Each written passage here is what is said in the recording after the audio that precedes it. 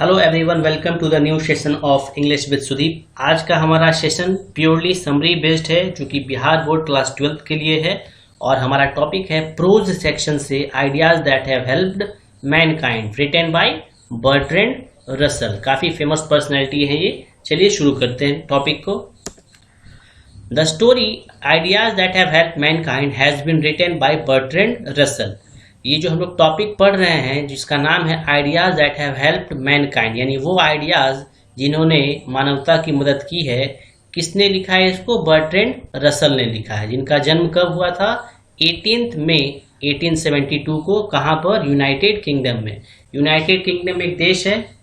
He was a well known British philosopher. वो क्या थे? एक वेल नोन, बहुत ही प्रसिद्ध ब्रिटिश फिलोसफर थे, दर्शन शास्त्री थे, हिस्टोरियन थे, मैथमेटिशियन थे, एडवोकेट थे और पेसिफिस्ट भी थे।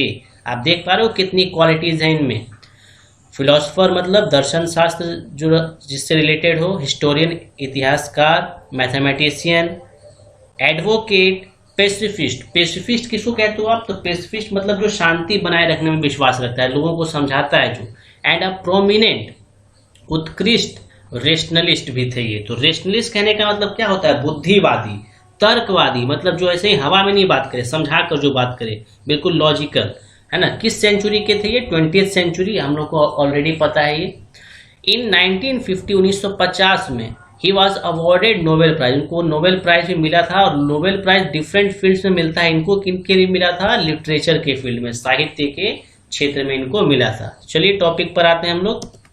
द प्रेजेंट स्टोरी, ये जो स्टोरी प्रेजेंट हम लोग पढ़ने जा रहे हैं, shows Russell's thought in a very delicate manner. ये जो हम लोग अभी स्टोरी पढ़ने जा रहे हैं ना, ये रसल जो कि राइटर हैं उनके विचारों को बताएगा बहुत ही डेलिकेट, बहुत ही नाजुक तरह से।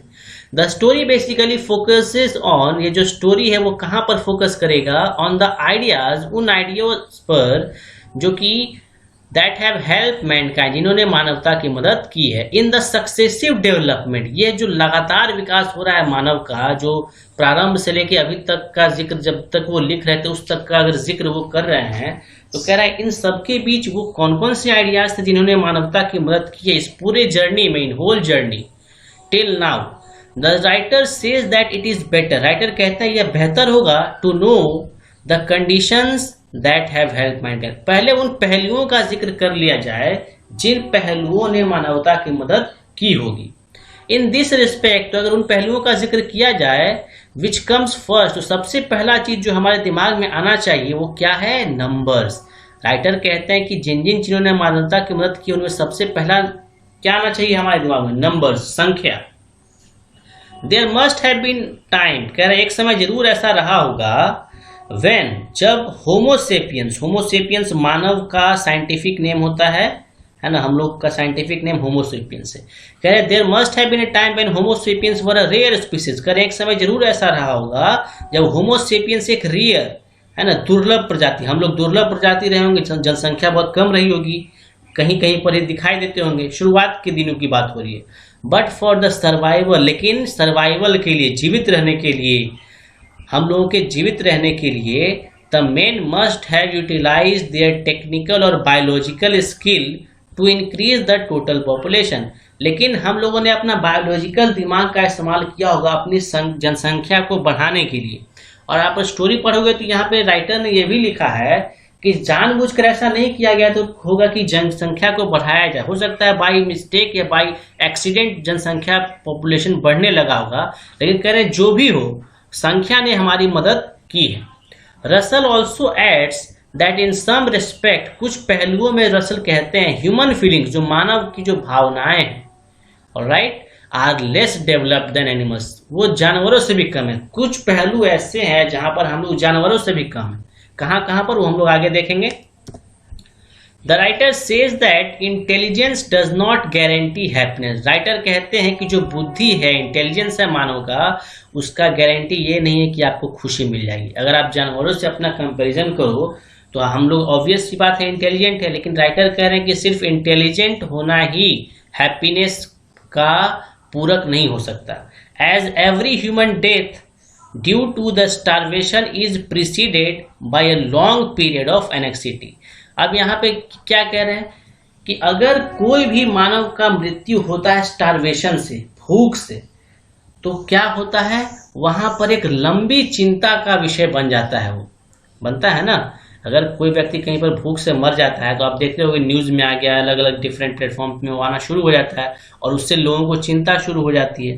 ठीक है, अब यहाँ पर अगर आप बुक पढ़ोगे, रीडिंग डालोगे, तो वहां पर आपको एक एग्जाम्पल मिलेगा एक पर्टिकुलर बर्ड का। कहा जाता है वहां पर कि यात्रा करने के दौरान बर्ड्स की भारी संख्या जब निकलती है एक जगह से दूसरी जगह के लिए, तो बहुत से बर्ड्स जो है भूख से या फिर ठंड की वजह से मर जाते हैं, लेकिन इसके बावजूद वो यात्रा अपना शुरू रखते हैं और इवन अगले साल भी शुरू रखते हैं, अगले साल भी शुरू रखते हैं। वो यात्रा चालू ही रहता है हर एक साल। वो ये नहीं याद रखते कि पिछले साल हमारा कोई साथी भूख से मर गया था। तो यहाँ पे ये राइटर की बात बिल्कुल सही है कि हम लोग कहीं ना कहीं जानवरों से पीछे हैं। क्यों? क्योंकि हम आप लोग अपने पास्ट को लेकर ही पीछे पड़े हुए रहते हैं, है ना, कि यार ऐसे कैसे हो गया पीछे, और उसी सोच को करते करते हम अपना प्रेजेंट का हैप्पीनेस खो देते हैं। या आप लोगों के लिए बहुत फ्रूटफुल स्टूडेंट्स के लिए कि पास्ट में जो हो गया उस पर समय व्यतीत न करें और आगे की सोचें जो कि बेहतर होगा आपके लिए। They fear from the future upcoming as well. सिर्फ इतना ही नहीं कि पास्ट में जो हुआ उसी को सोचकर अपना समय बर्बाद करते हैं हम लोग, फ्यूचर में क्या होगा उसको लेकर भी समय को बर्बाद करते हैं, और इस हिसाब से हम लोग जानवरों के कंपैरिजन में छोटे पड़ जाते हैं।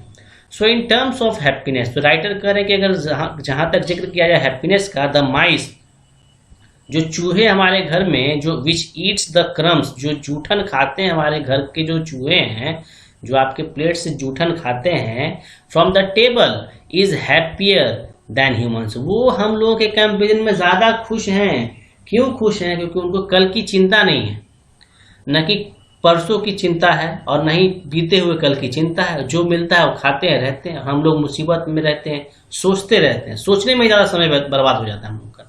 Russell says that it is only human, Russell कहते हैं कि वह सिर्फ मानवी है, हु कैन एंजॉय म्यूजिक, जो म्यूजिक को समझ सकता है, इंटरटेनमेंट को समझ सकता है, और एनिमल्स नहीं समझ सकते। ये पॉइंट तो बिल्कुल सही है कि हम लोग इन सब क्षेत्रों में, म्यूजिक हो गया, इंटरटेनमेंट हो गया, इसमें जानवरों से ज्यादा आगे हैं। But people have got this advantage at the cost of much greater liability of boredom. लेकिन यहाँ पर वो कह रहे हैं कि हम लोगों ने ये जो एडवांटेज हासिल किया है ना, कि म्यूजिक सुनते हैं, एंटरटेनमेंट करते हैं, इसका एक कीमत चुकाना पड़ा है हम लोगों को कि अब हम लोगों के जीवन में क्या आ गया है, बोर्डम आ गया है, उबाऊपन आ गया है। क्यों उबाऊपन आ गया है? तो एक ही काम आप डेली करते हो, कोई उसमें नयापन नहीं रहता है, सेम रूटीन फॉलो करते हो, कुछ नया नहीं है, कुछ एडवेंचर नहीं है, इसलिए लाइफ बोर्डम भी हो गई। नेक्स्ट देखते हैं। Russell says that intellectual and moral qualities play an important role in glory of man. Russell क्या कहते हैं कि जो हमारे बौद्धिक और जो नैतिक क्वालिटीज हैं वो इम्पॉर्टेंट रोल प्ले करते हैं। किस चीज में? हमारे ग्लोरी में। हमारे विजय गाथा, जो इतिहास का जो विजय गाथा, वो तब तक पूरा नहीं होगा जब तक कि हमारा इंटेलेक्चुअल और मोरल क्वालिटीज का जिक्र न किया जाए। अगर देखा जाए तो नंबर के कंपैरिजन में, रैदर देन नंबर, संख्या के कंपैरिजन में कौन सी चीज ज्यादा वैल्यू रखती है? इंटेलेक्चुअल, आपकी बौद्धिक और नैतिक सोच। ऐसा इसीलिए कि 1000 मूर्खों की भीड़ से एक बुद्धिमान व्यक्ति के संपर्क में रहना ज्यादा बेहतर है। तो नंबर मैटर नहीं करता है। शुरुआत में नंबर मैटर करता है, ऑब्वियस सी बात है, लेकिन सिर्फ नंबर ही मैटर करता है? तो नहीं, बिल्कुल नहीं। बुद्धि और मोरल क्वालिटीज भी होने चाहिए, एंड वैरायटी ऑफ थिंग्स, और डिफरेंट चीजों के कंपैरिजन में इंटेलेक्चुअल ज्यादा बेहतर। आगे देखते हैं। As far as the teaching of civilization is concern, जहां तक सिविलाइजेशन की टीचिंग का जिक्र किया जाए, मतलब जो सभ्यता का प्रचार प्रसार का बेहतर तरीके से अगर देखा जाए, with in the heard, heard मतलब क्या होता है? ग्रुप, हर्ड मतलब ग्रुप, है ना। Within the herd, men are friendlier to each other than many species. ठीक है, मतलब क्या हुआ इसका? एक्चुअली यहाँ पे वन अनदर होना चाहिए था, ठीक है, कोई बात नहीं। क्या कहा जा रहा है यहाँ पर कि अगर जानवरों से आप अगर कंपैरिजन करो तो झुंड में हम लोग ज्यादा सुरक्षित हैं, ज्यादा बेहतर तरीके से बिहेव करते हैं जानवरों की तुलना में। ठीक है, ऐसा इसीलिए कि इस टॉपिक में एग्जाम्पल दिया गया है रॉबिन बर्ड का। उसमें क्या होता है कि जो बुजुर्ग पक्षी होता है उसको मार दिया जाता है यंग पक्षी के द्वारा, ताकि यंग पक्षी उसका जगह ले ले। और हमारे यहाँ क्या होता है, हमारे यहाँ अपने बुजुर्गों की सेवा करते हैं और उनको उनकी केयर करते हैं, है ना।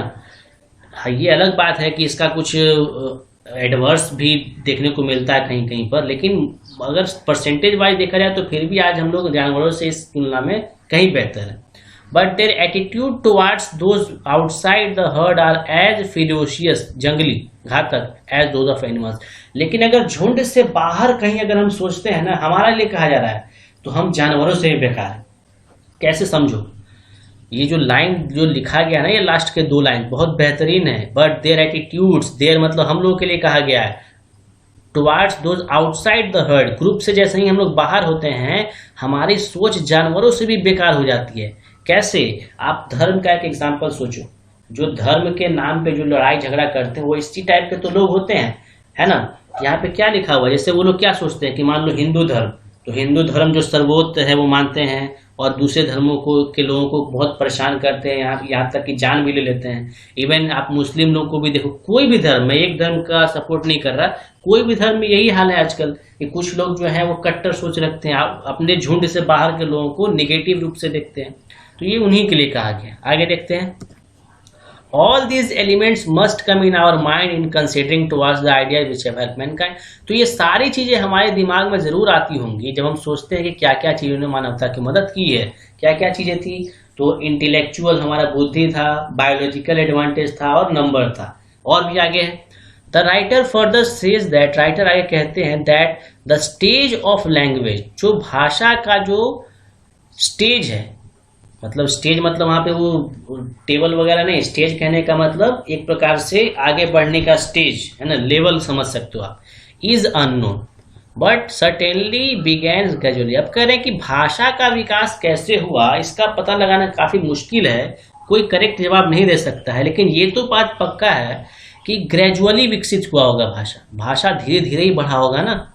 He further adds that without it, वो आगे कहते हैं कि बिना भाषा के it was difficult to hand the information or discoveries from one generation to other। बिल्कुल सही है, अगर भाषा का विकास नहीं होता तो मान लो कि हमारे पूर्वज ने अगर कुछ ढूंढा होता तो वो अपने आगे आने वाली पीढ़ी को क्या बताते, कैसे बताते कि कैसे इसका इस्तेमाल करना है, बहुत मुश्किल हो जाती। इसीलिए भाषा का जो इन्वेंशन हुआ, जो डिस्कवरी हुआ, बहुत बड़ी खोज थी मानव इतिहास में।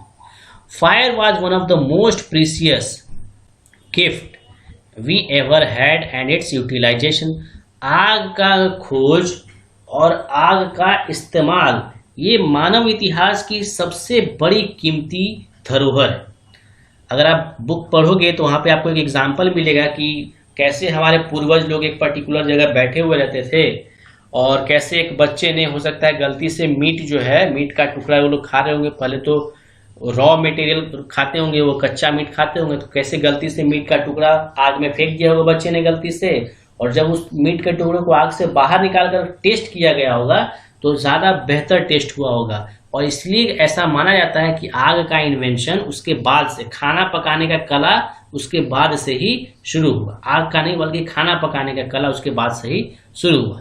नेक्स्ट देखते हैं, the last of the great pre historic invention was the art of writing, है ना। इतिहास के पहले, मतलब जब से इतिहास लिखा गया उससे पहले का एक इन्वेंशन, और क्या कहा जा रहा है, आर्ट ऑफ राइटिंग, लिखने की कला। बोलने की कला अलग होती है, लिखने की कला अलग होती है। तो लिखने की कला जो है वो भी एक बहुत बड़ा आविष्कार था हमारे लिए। It was also developed gradually, ये भी बहुत धीरे धीरे विकसित हुआ था।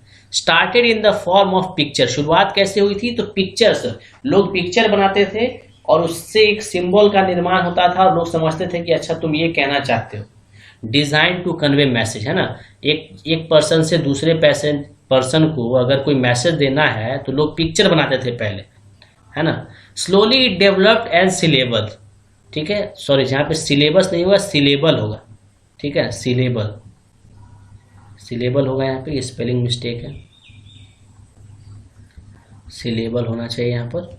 शुरुआत में ये कैसे स्टार्ट हुआ, सिलेबल से, शब्द खंड, पहले ही शब्द खंड बनना शुरू हुआ, and lastly took the form of alphabet. और फिर कैसे स्टार्ट हुआ, अल्फाबेट का निर्माण हुआ। शुरुआत में सिलेबल बना हुआ, खंड बनना शुरू हुआ होगा, पहले पिक्चर, सिलेबल, उसके बाद अल्फाबेट, ठीक है।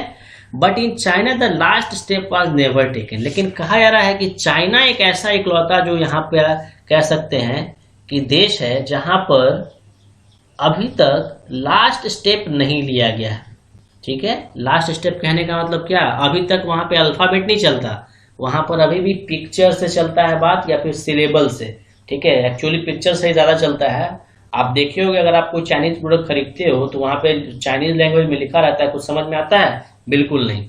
और वहां पे हो सकता है कि उनका एक पिक्चर का मतलब एक सेंटेंस होता होगा, है ना। आप देखो चाइना या जापान ऐसे देश हैं जहां पर अल्फाबेट का यूज बहुत कम होता है, ठीक है। तो दोस्तों यहीं तक था हमारा ये पर्टिकुलर समरी का सेशन। आई होप वीडियो आपको पसंद आया होगा। अगर आया तो जरूर लाइक करो, डिफरेंट सोशल प्लेटफॉर्म में शेयर करो और चैनल को सब्सक्राइब जरूर करो।